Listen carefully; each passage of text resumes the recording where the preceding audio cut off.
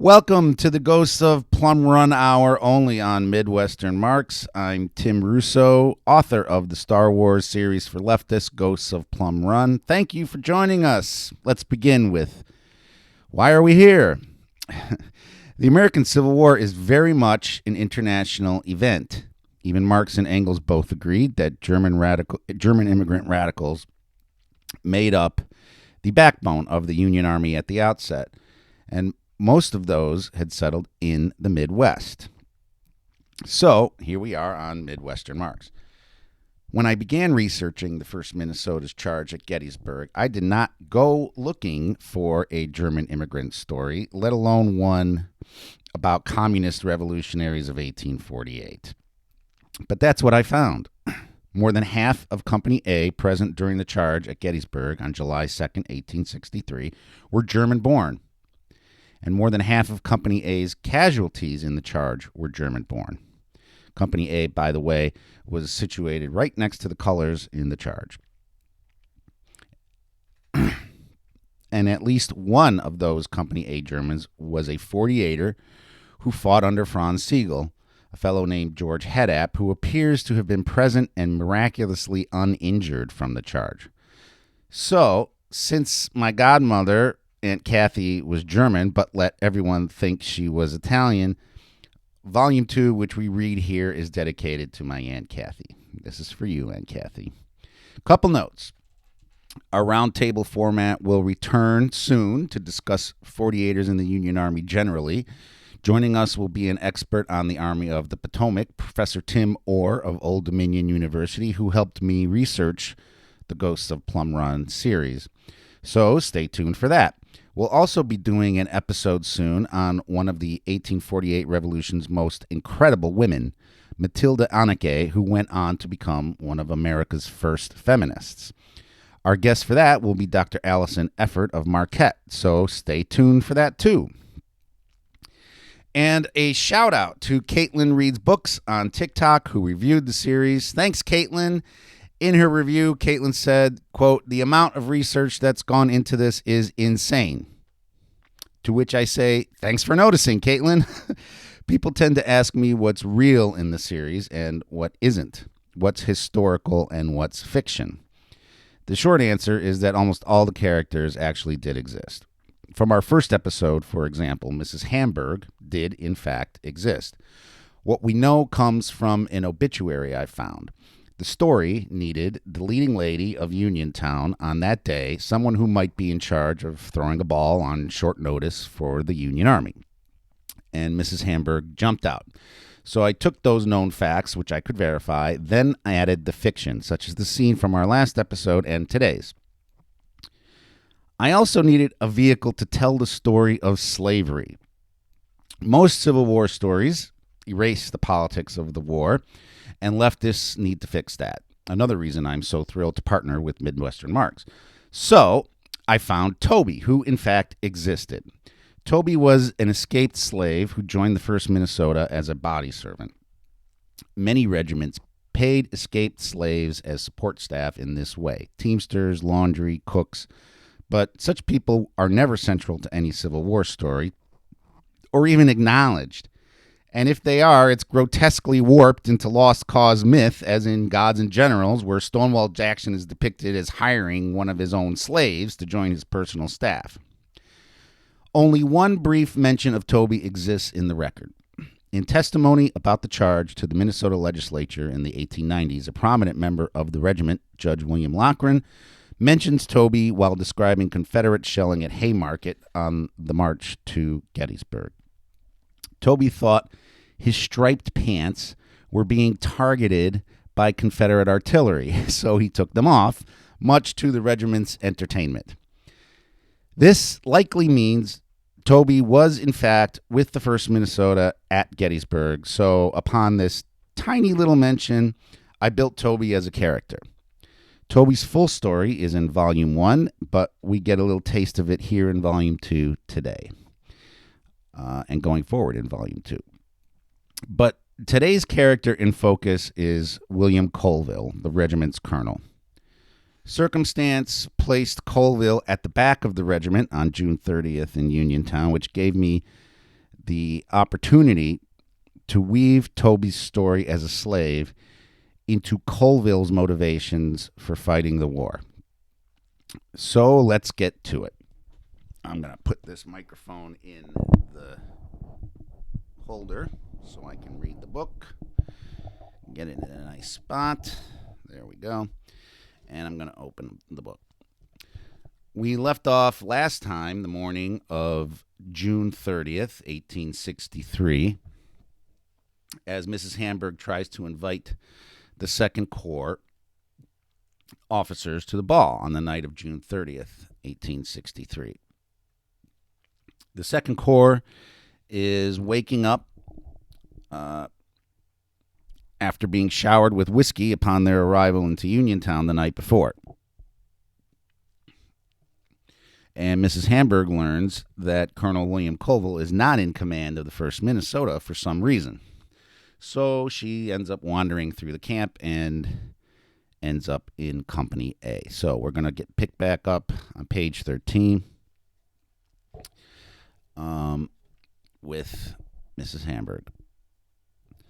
I was told you're in charge of the Minnesota Regiment, Colonel, Mrs. Hamburg asked. Colville shared a knowing glance with Toby. Not at the moment, madam. Lieutenant Colonel Adams is at the head of the regiment, Colville said, very businesslike, turning to point down the regiment's rows of tents, cluttered in the farm field in all manner of whiskey-induced imprecision. Not a mess, just visibly peculiar to Colville's discerning fatherly eye. A pole leaning a bit more than it should, lines of tents a tad wobbly, just off. It was Colville's first look at camp that morning, and he was little shocked given his pounding headache. Colville's loving exemption of military discipline thus applied. It was exactly the sort of thing endearing Colville to his men. So his eyes searched over the tents to find the commanding officer's tent, which used to be his, and there it was, where it should be, sort of. So he pointed. That tent there, madam. Thank you, Colonel. I have a special message that must get to General Hancock through the 1st Minnesota's commanding officer, quite especially, I'm afraid. Mrs. Hamburg explained. I see, Colville answered. Come along, Annie, Mrs. Hamburg called to her granddaughter. I do beg your pardon. I was misinformed that you were in command. My apologies. Just a bit of a mix-up, madam, Colville said, rushing to change the subject. Colonel Adams is just over there. Shh, Annie motioned to Toby as she took her grandmother's hand, giggling. Toby returned the gesture, Colville taking his stool again as Mrs. Hamburg and Annie marched with purpose into camp to find Lieutenant Colonel Adams. What are you supposed to shush about? Colville asked Toby. Going to be a ball tonight, Toby said, cracking an egg into a tin cup. Colville, of course, knew what that meant, so rubbed his splitting head and sighed.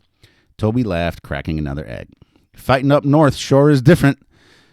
He'd been the officer's body servant for a year now, Toby running to the Union lines as soon as his slave masters, the Peninsula Lees, fled their plantation's mansion near Yorktown, Virginia, ahead of the Union Army's advance in May 1862. Wherever the Union Army went, slaves joined it, running to the front line the moment it could be done. So, when Army of the Potomac General George McClellan, 3 generals ago, began his Peninsula campaign, landing the army not far from the plantation where Toby was born, where Toby was born, every slave on every plantation on the peninsula between the York and James Rivers waited as if Jesus and Judgment Day were dawning. When he made his break for it, Toby happened to land in the 1st Minnesota, which immediately put him to work as the officer's personal body servant. It was Toby's first paying job, and he did it with vigor. Toby's year with the 1st Minnesota took him hundreds of miles all over Virginia, Maryland, and soon Pennsylvania. He became a favorite of the regiment, largely due to his striped pants. Toby's striped pants stuck out in camp because they'd been stuck to him a long time. Since his mama sewed him a striped blanket from scraps of Negro cloth on the plantation during her pregnancy, Toby was literally born into the striped blanket's embrace. After his mama was sold south when he was 2, the striped blanket adhered to Toby like glue. As he grew up, Toby's aunties noticed he'd become too attached to the blanket, so his aunties sewed him striped pants to get rid of the blanket. Toby would never be out of striped pants if he could help it. A few days back on the march, the 1st Minnesota's column briefly engaged Jeb Stuart's roaming cavalry, and Toby thought his striped pants caught the Confederate artillery gunners' sights, so they were shooting at him. That's what it took to get Toby to take off his striped pants, which he did during that barrage, much to the regiment's entertainment. The body servants of the officers in a regiment, either privately paid from the officers' own pockets or through the payroll as cook or laundry, would bring up the rear, along with the regiment's chuck wagon, supply wagons, tents, or prisoners. As Mrs. Hamburg nearly learned, Colville was a prisoner. Thus, Colville rode his horse the final 20 miles yesterday with Toby. "Might as well help you with breakfast, Toby," Colville said, picking up a potato to peel. "I got this, Colonel," Toby replied, but Colville ignored, striking at the potato with his knife, drifting into a cosmos of thoughts, one potato peel at a time. By now, at only 34 years old, Colville was beginning to show and feel age. His mind would wander. Weariness often fell over him like a haze, unannounced, visible to his men only in the clumsiness of his handwriting on orders, or that he'd misbuttoned his waistcoat, leaving one dangling, or the mess of his tent. It made Colville a butt of jokes for a few of the sticklers in the regiment, who obsessed over such minuscule failures of military order as a blot from an inkwell. But most in the regiment loved Colville all the more for his civilian humanity. None of it mattered as long as Colville had long ago lost his capacity for embarrassment, except if adulation came his way. Colville did not come for honor, but to save his country. No army man, Colville was born in the Finger Lakes region of New York to Scottish parents in 1830, growing up to study law in Buffalo under future President Millard Fillmore. Somehow, like so many, Colville wandered to Minnesota by age 24 to practice law, get elected county clerk, but mostly speculate in land like everyone else, hoping to strike it rich before the panic of 1857 imploded everything in a heap, changing everyone's plans overnight. Ever resourceful, Colville then became a newspaper man. One thing on the prairie, economic collapse could not disappear. Red Wing, Minnesota, first grew to know Colville as that loudmouth editor of the Sentinel, who hated his Democratic Party's leadership for its weakness in the face of brewing secession. As editor of a Democratic Party-supporting newspaper on the frontier, we're going to adjust a little bit. There's the cover. Let's look at the cover. I do like the cover. As editor of a Democratic Party-supporting newspaper on the frontier, Colville straddled the schism over slavery. So desperately did he wish to never take a position on slavery itself, like the country. The avoidance of commenting on slavery consumed Colville, like the country. All his energy was spent not commenting on the cancer eating at America around him. Colville instead hurled himself at its symptoms, especially the inflamed boil on the buttocks of his party leaders, their failure to prevent the catastrophe of secession. As slavery tore the Democratic Party and America apart, one seam at a time, every intra-party feud across America to avoid addressing slavery seized Colville's lawyerly eye and his printing press.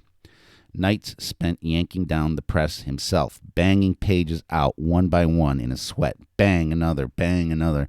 Colville was determined the Sentinel would have its say on such matters as a state convention here, a party squabble there, this appointment, that one. Tempests in such teapots ate Colville alive. So much care spent to avoid mentioning why his house was burning, Colville burned himself out, leaving the paper in a huff in February 1860, fed up with it all. Even then, he couldn't keep his mouth shut. Shortly after departing as editor, Colville penned a screed in a competitor's rag over yet another triviality aimed at the new editor of the Sentinel, James Phelps, who fired back a week later, rapier wit from inkwells flying into print like quill pen javelins across Red Wing. His honor soiled, Colville marched to Phelps's house for a frontier brawl, Phelps slamming a shovel into Colville's head, Colville yanking Phelps's nose, and a legend born. Perhaps finally, having worn himself out, Colville retired into county clerking and lawyering for the year after Phelps smacked him with a shovel until the night of Friday, April 19th, 1861, at the recruitment meeting after Fort Sumter. Colville detested the Confederacy, considering them traitors for the gallows, the sentiment of nearly every man who signed up in Minnesota that week after Fort Sumter. He'd spent his whole life with a worm's eye view of secession rising through his own Democratic Party, powerless to stop it. He knew Southern Democrats well, knew the Democratic Party well, knew these men who fired on his country's flag, so Colville's despise for them came honestly. Colville was the first to volunteer for what would become Company F of the 1st Minnesota, outracing his close friend A. Edward Welch to the table, grabbing the pen and giving a consolation prize to Welch with, "You're next, Ed." Company F elected Colville captain. A civilian soldier, Colville never took to pomp nor circumstance. His disheveled, often clumsy, absent-minded, sloppy demeanor masked a courage and daring that struck every man who saw it.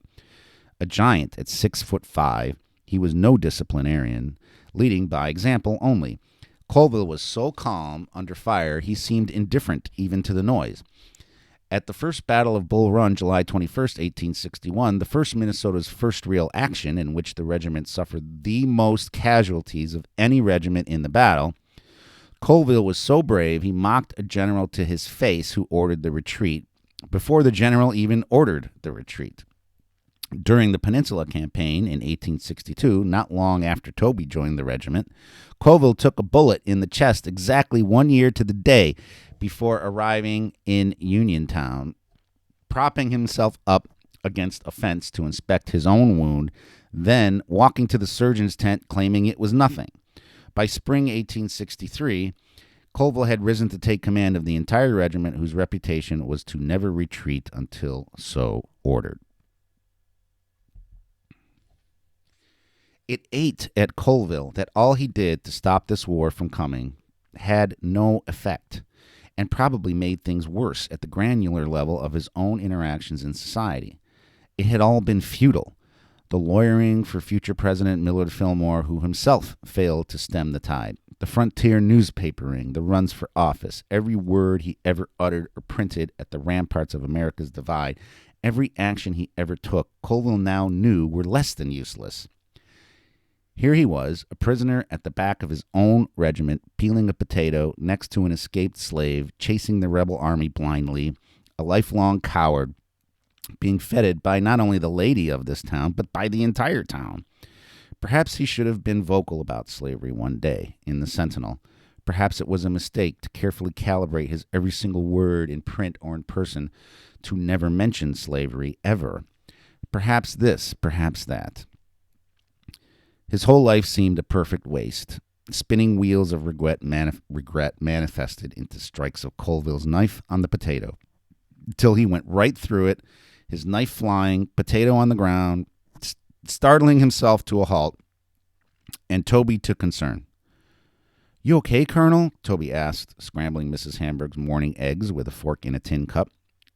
Colville paused, then looked Toby straight in the eye, as officers never did to a body servant. "What was it like?" "Like?" "Slavery," Colville asked. "What was it like?" No one had ever asked this of Toby, and Colville had never asked it of anyone. They sat under the weight of it only a moment in silence. Then Toby scrambled the eggs in the tin cup vigorously, banged the fork on the rim a couple times, then shook his head and turned to Colville with a timeless stare. "Well, sir, ain't a never going back to it," Toby declared. Then, deciding there was room for another egg in the tin cup, defiantly cracked another one into it. "I'll die first. All there is to it." "You'd better give me another potato," Colville admitted. "Why are you doing this anyway?" Toby asked. "Fighting this war?" "Oh, no, Colonel, didn't mean that," Toby said, embarrassed, but Colville, ever the loudmouth newspaperman, plowed forward, mounting the soapbox he always had at the ready back home, pointing with his knife. "I'll tell you why, Toby. Those men are traitors. They all must hang, and I'd be more than happy to hang them myself. We elected Lincoln president, they refused it, And now here we are. That army over there is trying to destroy my country. I suppose it's your country too now. I suppose it is, Toby thought. But I meant, why you making breakfast with me, Colonel? Just lay down. You'll smell when it's ready. I promise you that. First eggs are for you. Oh, Colville snapped out of his thoughts. Beg your pardon, Toby. Colville's mind carried him places sometimes. He would never recognize he drifted off somewhere. Just off he went. Yes, of course. Where were we? Toby chuckled, relenting. Understanding his recently relieved of command colonel needed a distraction. So Toby handed Colville another spud.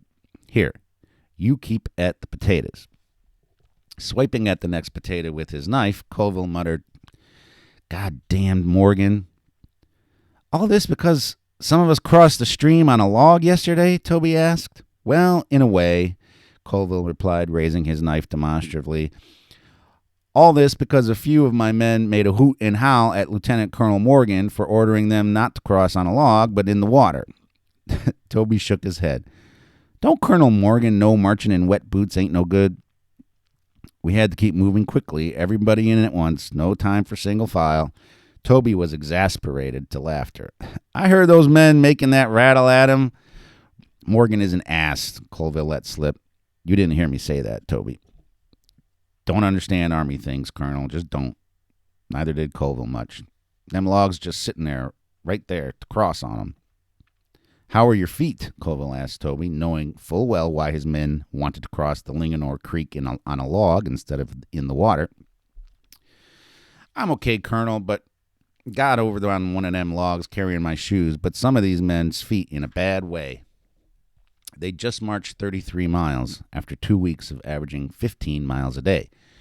When two giant armies are groping around the countryside looking for each other, men march all day, every day, this way, then that, then the other. Robert E. Lee's 75,000-man Army of Northern Virginia began marching northward to invade America on June 3rd. And the 90,000-strong Army of the Potomac followed a week later, the best it could, while changing commanders. General Joseph Hooker ended his short, disastrous term commanding the Army of the Potomac by resigning in a fit of pique right in the middle of the march on June 28th. Lincoln, happy to be rid of Hooker, named General George Meade his next commander, who that night ordered the entire army to form a line along the Big Pipe Creek in Carroll County, Maryland. Lincoln wanted Meade between Lee and Washington, D.C., so, not knowing where Lee's army was, Meade formed what became known as the Pipe Creek Line. This required marching like never before. At the front of General Winfield Scott Hancock's 2nd Corps, the 1st Minnesota's only solace that hot, blistering marching day of June 29th was that Meade's Pipe Creek Line plan kept Hancock's 2nd Corps in reserve north of Uniontown. They'd get to rest once they got there. Getting to Uniontown was the longest, hardest march the 1st Minnesota ever made in the entire war. Thanks to lost orders delaying their intended 4 a.m. start on the 29th, the 2nd Corps started on the march at 8 a.m., summer heat already onto them. 3 hours later, at 11 a.m., the 1st Minnesota's brigade of 4 regiments under General William Harrow arrived at Linganore Creek, a tributary of the Monocacy River, east of Frederick, Maryland. Posting himself at the creek to inspect the crossing was Lieutenant Colonel Charles Morgan, the Inspector General of the 2nd Corps. Morgan enjoyed inspecting a bit too much, so was already one of the least loved officers in the entire Army of the Potomac. At the creek that morning, the boys of Harrow's brigade finally let him know it. Morgan ordered Harrow's brigade to cross in the water in close marching order for speed, rather than in single file across 2 logs spanning the creek for local pedestrians. Having just marched 3 hours in the hot sun, the men faced double that the rest of the day in wet boots. Colonel Colville gave the order, and the 1st Minnesota splashed across in close formation. A few men did use the logs. Some scrambled to take their boots and socks off before jumping in. A few more men, now with drenched boots, moaned up at Morgan as he watched. Behind the 1st Minnesota, the 15th Massachusetts splashed through, then raised a cackling chorus of howls at Morgan. 3 miles down the road later, Morgan halted the column, received another chorus of catcalls from the men, then lashed back, placing both Colville and the 15th Massachusetts Colonel George H. Ward under arrest for the behavior of their men, who now had wet boots to march another 20 miles in. They would cross Linganore Creek 3 times that day. After the Creek fiasco, the Second Corps' day-long march, June 29th, 1863, traversed the most beautiful, lush, rolling Maryland farmland any ghost could conjure, let alone the first ghost of Gettysburg. Their rest would come, but it would not be enough for the ghost to grant rest to the 1st Minnesota on the farm fields of Uniontown at the end of the march. They would pass for a great while through a gauntlet of pearly gates, through Liberty, then Johnsville, then Union Bridge. Every town's ladies lined their march with love, flags, songs, bands, flowers, food, candies, treats, one town after another. Leaving Union Bridge about sunset, just before turning toward Uniontown, the column entered a stretch of road filled with free Negro families calling itself Muttontown. Originally a Quaker settlement, Muttontown drew free blacks to it for a century, creating a mixed-race community tightly knit against the slave-catcher environment of Maryland. Men had been on the lookout for weeks as terror gripped Muttontown's ramshackle line of flimsy log cabins and shanties when word swarmed of Lee's army rounding up any black person they saw south to slavery. Boots marching up dust into the southern horizon that afternoon briefly horrified Muttontown that Lee had arrived, until a scout galloped in from Union Bridge with the glorious news that it was Hancock, the Second Corps. Out poured Muttontown's ladies, handkerchiefs waving, singing psalms, buckets of water tossed onto the overheated soldiers to cool them, filling their canteens with more water, men handing whiskey jugs to the passing soldiers, children chasing their horses. Hancock's Second Corps, overwhelmed with hospitality all afternoon, now was completely drenched in it. Of course, Toby drew the attention of Muttontown as he walked along at the end of the regiment with the supply wagons. Near the front of Hancock's column, the 1st Minnesota received the brunt of the welcome from Muttontown. Colville, riding his horse at the end of the regiment as a prisoner under arrest, couldn't help but notice Muttontown's blacks besiege Toby with love. "You made many new friends last night, Toby," Colville remembered over another potato to peel. "I'm going to go back there today," Toby declared. "Only just down the road a piece," Toby smiled with anticipation. "Be going back there today. If you were in uniform, they might have hoisted you onto their soldiers and carried you straight into camp," Colville wondered, "dropping you right here." "Oh, some of them boys going to be in uniform before long," Toby said, looking around with evident pride. "Going to be some fighting Negroes from around here, no doubt about that." Muttontown's welcome was a mere taste of the red carpet at the end of the Second Corps' 33-mile gauntlet across Maryland's rolling farms. No pearl on any gate ever gleamed like Uniontown the night of Monday, June 29th, 1863. Hancock's column made the turn round the bend into Uniontown from Muttontown after dark around 9 p.m. into a candle-lit cathedral the town's main street had become upon their entrance, glowing before them, cheers engulfing them. Every citizen was at the side of the road with a candle, a lantern, a torch, men waving the stars and stripes, ladies tossing handkerchiefs, children racing through the corps as they marched, holding out baskets of bread, pies, cherries, peaches. After 33 miles in the hot sun, such a welcome made Colville forget that he rode his horse into Uniontown at the end of the regiment as a prisoner, not as its commander in front. "Glad I'm not in command today, Toby," Colville admitted. "Every man in this corps is going to miss reveille. Only thing that'll wake them up is mustering for pay." "These boys need a rest, Colonel. Big fight a-coming," Toby said. Colville thought for a moment about the big fight indeed coming, inspecting with pride the potato he'd finally peeled properly. "Glad I'm not Colonel Adams right now," Colville smiled at Toby. Mrs. Hamburg, with her granddaughter Annie in tow, was wandering through the regiment's tents, Annie insatiably curious about it all. So we're going to pause there because what's interesting about to me about Colville and Toby's conversation there is, of course, it's completely fictional. There is no way to know that Colville interacted with Toby in Uniontown, other than the fact that Toby was, in fact, the body servant to the officers of the 1st Minnesota, which means they will have known each other. Toby will have served Colville as a commanding officer in the regiment every day, doing his laundry, cooking his food, picking up after him, after all the officers, including Lieutenant Colonel Adams.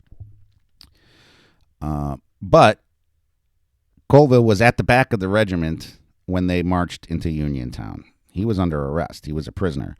And that I took that opportunity to make that a conversation, thinking, okay, so they're marching into Uniontown. They're having all mentions of their welcome in Maryland from soldiers' letters talk about the welcome, the quality of the welcome that they received when they marched into Uniontown.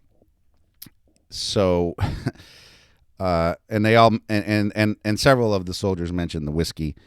Many of the soldiers mentioned the women of Maryland and how wonderful the women of Maryland were to the soldiers as they walked through, how much food they were given. So, reasonably, they would have had a pretty quiet morning on June 30th and had an opportunity to talk. Whether they talked or not, who knows? That's the fiction part. Like I said, I just take a little historical nugget and build on it and go from there. So let's get back to Mrs. Hamburg trying to find Lieutenant Colonel Adams. So, Annie, the little girl, gawked at everything, her grandmother striding with purpose to deliver her invitation. As they approached, Company A. As one thing I find is there's some things I have to do when I write Volume 3 that have to be addressed, and this is a good exercise for all of that. As they approached Private Rosellis Mowry and Corporal Peter Marks at their campfire in Company A, Annie broke away from Mrs. Hamburg, rushing to say hello to some new friends. "We are looking for Colonel Adams," the child announced to the campfire assembly, which included the nearby wreckage of Private Charles Muller, who snored on the ground. "Annie, you stay right here next to me," Mrs. Hamburg yelled. Marks, tending to his aching feet, looked at Mowry. Mowry shrugged, turned to Annie, and played along. "Are you from Uniontown?" Mowry asked Annie. "Yes. You see that man lying down there on the ground snoring?" "Yes. His name is Private Muller, and he likes when little girls wake him up by jumping on him." So Annie threw herself at Muller on the ground, pushing and shoving to wake him up. "Private Muller," Annie sing-songed at him. "Time to get up." Muller slowly came to, seeing Mowry and Marks grinning their good mornings at him. Muller looked at the little girl leaning on top of him, then realized his comrades had forced him to play along with something. So he did. "I dreamed a Uniontown gave us whiskey," Muller growled at the little girl with his very thick German accent. "That was us," Annie shouted with delight. "Now, Annie, leave these men to rest," Mrs. Hamburg insisted, pulling Annie by the hand off of Muller's belly. Muller rubbed his face, sat up for a moment, then laid back down on his back. "Looks like a job for the company captain," Marks joked to Mowry while tending his feet. "Captain Coates," Mowry shouted into the air. "Excuse me, gentlemen. I'm looking for the commander of this regiment," Mrs. Hamburg said to the group, hanging on to Annie, who tugged to get away. "Captain Coates will escort you there," Marks replied. "I have a special invitation that simply must go through the commander of this regiment to General Hancock," Mrs. Hamburg said. Annie finally tugged away, again hurling herself at her new friend, Private Muller, on the ground. "We're Uniontown," Annie said, rolling all over Muller on the ground. Marks and Mowry suppressed laughter as Muller caught sight of them from the ground. "You'll both pay for this," Muller promised to Marks and Mowry, then grabbed Annie, lifting her up above his head with boisterous German oomph. "I knew it wasn't a dream," Muller shouted. Annie giggled as Muller sat her down and sent her back to Mrs. Hamburg. I'm so sorry, young man, Mrs. Hamburg said to Muller, embarrassed, grabbing Annie again. No apology necessary, madam, Muller said to Mrs. Hamburg, then casting a stare at the mischievous Marks and Mowry. I did need to wake up, didn't I? Coates, Marks and Mowry shouted. About half-dressed, Captain Henry C. Coates hurried to the campfire to greet the visitor, hangover apparent to all. Captain Coates at your service, madam, Coates shouted aimlessly, strapping on his suspenders while rushing by the group at the campfire, who obviously enjoyed the show. At ease, boys, Coates snapped at their knowing grins, irritated. Captain, my name is Deborah Hamburg of this town's hat shop, and these men said you could take me to the commanding officer of this regiment, Colonel Adams. Coates was confused. This is Company A, madam. Perhaps Mrs. Hamburg could use an escort? Marks slyly suggested from the ground, still nursing his feet, winking at Mowry. Oh, I'd be delighted, Mrs. Hamburg declared with glee. My granddaughter and I will wait right here for you to get dressed, Captain. What was it again? Coates had been corralled. Coates, madam, at your service, Coates bowed, understanding now that his men, Mowry and Marks, were up to their usual chicanery, which now required him to get fully dressed and present a lady to the regimental commander, the weight of 1,000 hangovers in his head.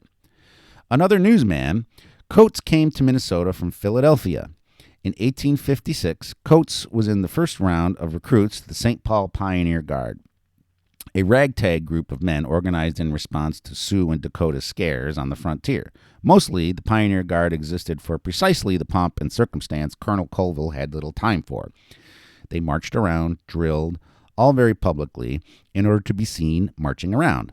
More social club than military organization, the Pioneer Guard and others like it in many Minnesota towns, gave restless men in St. Paul a uniform, camaraderie, and a social focus. They drank so much, rules had to be adopted and sworn to against being seen drunk in the Pioneer Guard uniform. Minnesota's governor would occasionally call the various local guards to duty to put down an Indian scare, with a show of force, rarely ever firing a shot in anger. Mostly, they paraded. On July 4th, at the inauguration of the new governor, to balls, at balls, Coates rose to first sergeant by 1858. His leadership in the St. Paul Pioneer Guard, a fine feather for his cap as a printer for the Pioneer and Democrat. All the fun and games ended when Fort Sumter was fired upon, and the Pioneer Guard formed the very first company of the 1st Minnesota. Men racing to be the first to volunteer at a meeting in St. Paul, just as Colville had in Red Wing. The winner, disputed, of that race in Company A was Josiah King, who forever after claimed to be the first American in the whole country to answer Lincoln's call. Coates was immediately elected first lieutenant of Company A, becoming captain on September 18, 1861, to fill a vacancy left by a promotion. We're happy to keep you company, Mrs. Hamburg, Marks dryly obliged, nodding to Coates, who knew he'd been got. Coates collected himself, hangover throttling him, bowing to the lady. Mrs. Hamburg, I will not be long. Coates departed as Private Muller cast about camp looking for his tin cup for coffee. Mrs. Hamburg sat down in a stool next to Mowry, as Annie followed Muller around. Yanks don't know how to drink, Muller muttered under his breath in German, as he always did. Mowry made Mrs. Hamburg comfortable. Don't mind him, Mowry said. We share at our local saloon back in St. Paul. He's a lager beer drinker, not whiskey. Are all of you boys from Germany? Mrs. Hamburg asked. Most of our company, ma'am, Marks answered from the ground. You know this town was founded by Germans, Mrs. Hamburg added proudly. Are you also German? Marks asked. No, people sometimes think that, and off Mrs. Hamburg went into Annie's talkative grandmother. Muller began playing with Annie to keep her occupied, Annie attaching herself to him as he searched for his tin cup. Mowry hoped Coates would hurry up and get dressed. Nearly everyone in Minnesota is from somewhere else, Marks explained. I don't think anyone in this company was born there. Of course, how silly of me, Mrs. Hamburg laughed. Mowry was lost staring into his coffee cup. Something had come over him. Marks noticed. Private Mowry here is from Rhode Island, Marks informed.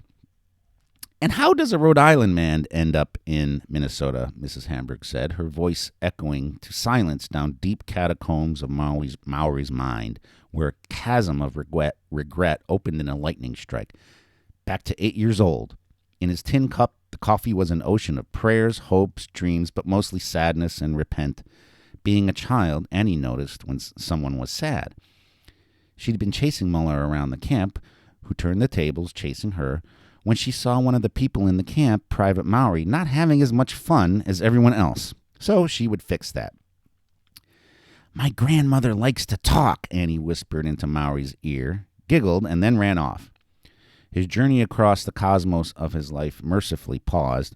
Maury saw Annie resuming her race around the camp, then smiled, finally hearing Mrs. Hamburg again enough to return to her, wanting to hear more. "I'd much rather hear how you got to Uniontown, Mrs. Hamburg," said a curious, restless Maury. Just then, a stray cat wandered through camp, catching the little girl's attention. She cornered the cat, who curled up at the base of a tent and rolled onto its back, waiting for Annie to scratch its belly, which she did. Maury watched the little girl play with the cat and remembered. Thus ends Chapter 1. The morning in Uniontown. Our annotation for this bit must begin with Charles Muller. Charles Muller, who I depict in the book, in that chapter just then, as a boisterous, big, roly-poly German. That's exactly who he was.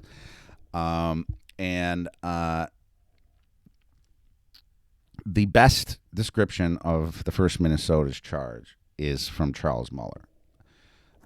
Muller actually wrote a letter describing the charge. He survived it. He even attended the 1897 reunion where the monument dedication to the charge occurred in 1897 in Gettysburg. Muller's description of the charge is the most detailed of anyone who participated in the charge. Got down to Plum Run, fought in Plum Run, fired up a few shots, and rushed back up Cemetery Ridge. He treated his own wound in the leg, which he was hit on the way up in the retreat. His description of the charge is thick with German, with misspellings and German sounding accents written into his description. It's not known whether or not he was a 48er. So I did not bother to try and make Charles Muller a 48er because there's way more known about him and than others. And if it were known, we would probably know it. He may have mentioned it. What we do know about Charles Muller is that later in life, after the 1897 reunion where they dedicated the monument, he changed his name to Miller from Muller in response to anti-German sentiment. And for all of these reasons, I decided I had to put Charles Muller in this book. So he appears in Uniontown with Company A's other Germans, and we'll learn more about him as we go. Like my godmother Aunt Kathy, he kind of tried not to seem German, and that was in 1897, or around the turn of that century, when he changed his name from Muller to Miller. So another reason why I'm doing this project. So thanks for listening today. If you need to learn more about Charles Muller or about any of the other people in the 1st Minnesota, please go to firstminnesota.net, the website for the regiment run by a guy named Wayne Jorgensen. Shout out to Wayne. Wayne, thanks for all that research you've given to everyone about all these men from the 1st Minnesota. Without you, we wouldn't be doing this. So thank you for listening to the Ghosts of Plum Run Hour, only on Midwestern Marks. And we'll look for you next week when we start Chapter 2. You can get the Ghosts of Plum Run or the series, Ghosts of Plum Run, Volume 1 and 2 on Amazon. Thank you very much for listening. We'll talk to you next time.